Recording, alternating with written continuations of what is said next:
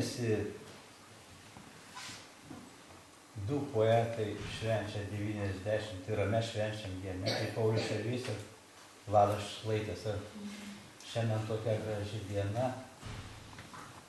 Lyg būtų Dievas pamatęs ir pasakęs, tegu šviečia saulė. Tada aš paskaitysiu apie rudenį. Kadangi jie abu rudenį gimė. Ir man šitas metas labiausiai patinka, kažkodėl tai. Aš rudenį myliu, kai bulvėmis kvepia, kai spengia tyla laukuose, kai mintys lyg lapai ore suplevena, sužvilgia rasa plaukuose. Aš rudenį myliu, kai prie laužo ugnelės, kai daros aplinkui žvarbu, mamos vakarienė, pečiuką iš koklių, ramybė gimtųjų namų.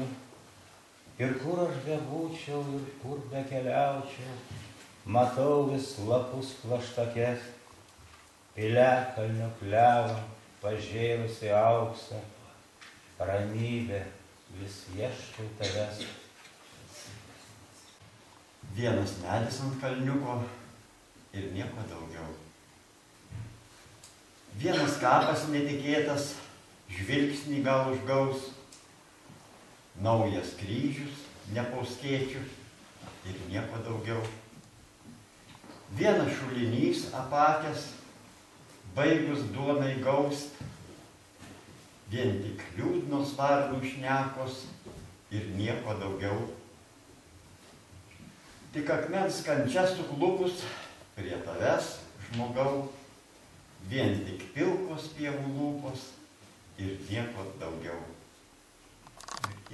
Sako, Dievo nubarta, bet svajas žydina krūtiniai Lietuva.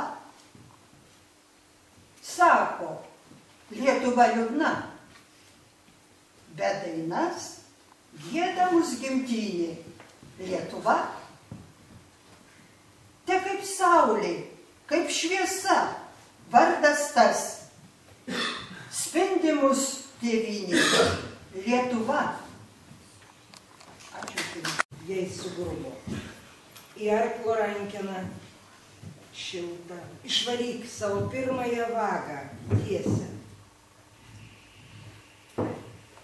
Atsistok tėvo lauke, apkabink išlapojusi atminties medį. Tąsyk tavo svajonių sparnais tvirtės, laimės plunksna numes, baltos bulvės ant kelio to, kur tavo pradžia, čia žemai.